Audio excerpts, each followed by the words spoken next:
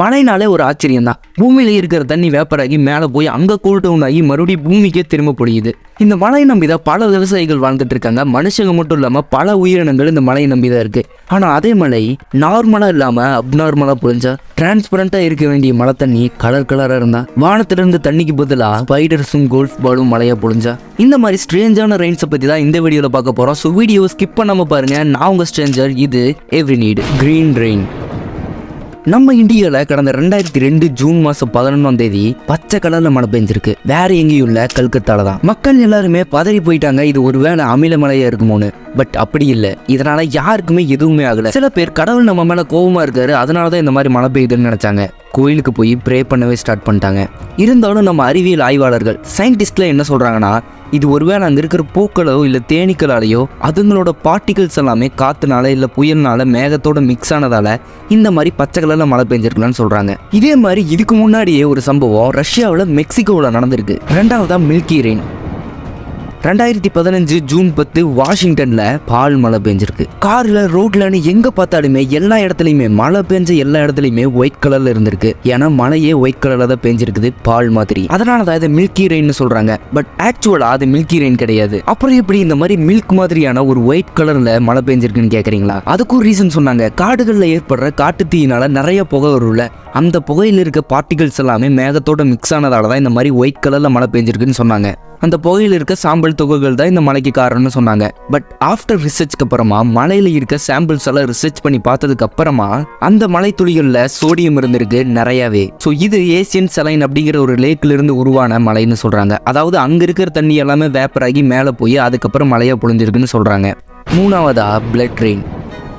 படத்துல எல்லாம் வர்ற மாதிரி சுமார் 66 வருஷத்துக்கு முன்னாடி நமக்கு ரொம்ப பக்கத்துல இருக்க கேரளாவில் ரத்த மழை பொழிஞ்சிருக்கு. அதே மாதிரி 2001 எல்லாரும் அவங்கவுங்க வேலையை பார்த்துட்டு இருக்கும்போது திடீர்னு மழை பொழிஞ்சிருக்கு, ரத்த மழை பொழிஞ்சிருக்கு. ஆனா அது ரத்தம் தானே கன்ஃபார்மா தெரியாது. பட் வானத்துல இருந்து இப்படி சிகப்பு கலர்ல மழை பெஞ்சா யாருக்கு தான் பயமா இருக்காது? மக்கள் எல்லாருமே பதறி போய் வீட்டுக்குள்ள போயிட்டாங்க. ஆனா லேட்டரா என்ன கண்டுபிடிக்கிறாங்கன்னா அது ரத்தம்லாம் கிடையாது.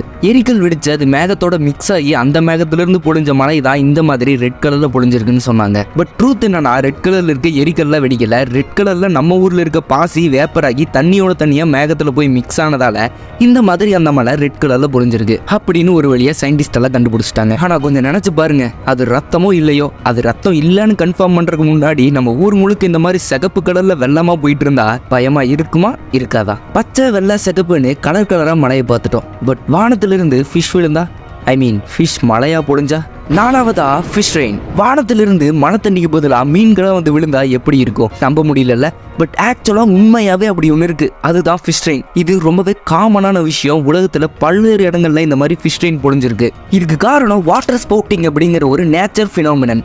இது என்ன பண்ணும்னா, தண்ணியை கொத்தா ஒரு சூறாவளி மாதிரி மேலே தூக்கிட்டு போகும். இப்படி தண்ணியை மேலே தூக்கிட்டு போற டைம்ல நிறைய மீன்கள், பல உயிரினங்கள், அது மட்டும் இல்ல நிறைய பொருட்கள் தண்ணியோட தண்ணியா மேலே போயிருக்கு. இப்படி மேலே போற மீன்கள் தான் மழையா பொழிஞ்சிருக்கு, அதுவும் மில்லியன் கணக்கில். ஆனா இதுல ஆச்சரியம் என்னன்னா, எந்த இடத்துல வாட்டர் ஸ்போர்ட்டிங் ஆகுதோ அதே இடத்துல மழையா பொழிஞ்சிடாது. அங்க இருந்து ரொம்ப தூரம் டிராவல் ஆகி சம்பந்தமே இல்லாத ஏதோ ஒரு இடத்துல மழையா பொழிஞ்சிடும். ஒருவேளை நம்ம ஊர்ல நீங்க இருக்க இடத்துல இதே மாதிரி மழை பொழிஞ்சா என்ன பண்ணுவீங்க? நிறைய பேர் அதை சமைச்சு சாப்பிடுவோம். பட் சில பேர் பக்கத்து ஊர்ல வித்து பணம் சம்பாதிக்கலாம்னு பிளான் பண்ணுவோம். பட் நீங்க எதுக்குப்பா மீனெல்லாம் பொறுக்கி அதை கொண்டு போய் வித்து பணம் சம்பாரிச்சு கஷ்டப்படுறீங்க? மழையாவே பொழிஞ்சிடுறேன்னு ஒரு இடத்துல நிஜமாவே பணமழையே பொழிஞ்சிருக்கு. அஞ்சாவது இடத்துல மணி ரெயின். ரஷ்யாவில் 1940 எல்லாருமே நார்மலா அவங்களோட வேலையை பார்த்துட்டு இருக்கிறப்போ அப்நார்மலா ஒரு விஷயம் நடக்குது. வானத்திலிருந்து காசு மழையா பொழிஞ்சிருக்கு. அதுவும் நார்மல் காயின் கிடையாது, சில்வர் காயின், வெள்ளி மழையா பொழிஞ்சிருக்கு. இந்த மாதிரி மழை பெஞ்சா எதுக்கு மீன் வியாபாரம் எல்லாம் பண்ணிக்கிட்டு 2-3 வருஷத்துக்கு சும்மா உட்காந்தே சாப்பிடலாம், அவ்வளோ காசு. But how is it possible?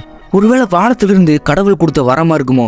அப்படியெல்லாம் ஒன்றும் கிடையாது. எவனோ பக்கத்தில் இருக்கிற ரிவர்ல இவ்வளோ காசையும் போட்டு வச்சுட்டு போயிருக்கான், அதுவும் 16th செஞ்சுரியில. அதுக்குள்ள போட்டு வச்சிருந்த காசு நான் முன்னாடி சொன்னேன்ல, வாட்டர் ஸ்போர்ட்டிங், அந்த மாதிரி நிகழ்வு நடக்கிறப்போ மேலே போய் மேகத்தோட மிக்ஸ் ஆகி கீழே மழையா பொழிஞ்சிருக்கு. வானத்திலிருந்து இவ்வளோன்னு வரும்போது எல்லாமே நமக்கு நல்லதா மட்டும் இருக்குன்னு நினைக்க கூடாது, நம்மளை பயமுறுத்துற விஷயங்களும் வந்திருக்கு. ஆறாவது இடத்துல ஸ்பைடர் ரெயின். ஆஸ்திரேலியாவில் திடீர்னு ஒரு நாள் மேல இருந்து ஸ்பைடர்ஸா கொட்டியிருக்கு.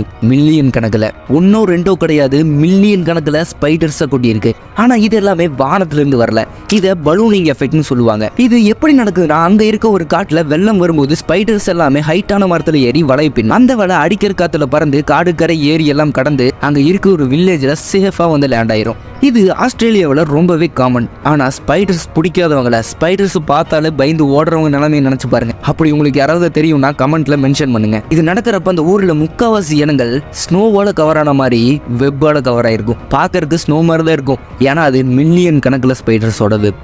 இதே மாதிரி ஒரு தடவை தவளை எல்லாம் வானத்திலிருந்து விழுந்திருக்கு. நான் முன்னாடி சொன்னேன்ல மீன்கள்லாம் வாட்டர் ஸ்போர்ட்டிங் மூலியமா மேலே போய் மறுபடியும் கீழே விழுந்ததுன்னு. அதே மாதிரி தான் ஒரு தடவை தவளை எல்லாம் வானத்திலிருந்து கீழே விழுந்திருக்கு. ஆனால் இது எதுவுமே மனுஷங்களை அந்த அளவுக்கு ஒன்றும் பாதிக்கல. ஆனால் கார் கண்ணாடிகளே நொறுக்கிற அளவுக்கு ஒரு மழை பெஞ்சிருக்கு.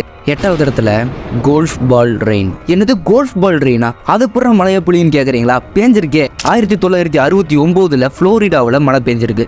அதுவும் கோல்ஃப் பால் ரெயின். இந்த மழை பெஞ்சப்போ அங்கே இருக்க கார்கள் எல்லாமே ஹெவியா டேமேஜ் ஆயிருக்கு. கண்ணாடிகள் கூட உடஞ்சிருக்கு. ஆனால் மனுஷங்க மேல ஒரு பால் கூட படல. ஏன்னா எல்லாருமே ஓடி போய் ஒளிஞ்சிருப்பாங்க இல்லையா? இது எப்படி நடந்திருக்குன்னா அந்த இடத்துல இந்த கோல்ஃப் ரொம்பவே ஃபேமஸ். அவங்க விளையாடுற அந்த கோல்ஃப் பால் எல்லாமே வாட்டர் ஸ்போர்ட்டிங் மூலியமா மேலே போய் திரும்ப மழையா பொழிஞ்சிருக்கு. அப்படின்லாம் நினைக்காதீங்க, ஆலங்கட்டி மலை தான் பொழிஞ்சிருக்கு.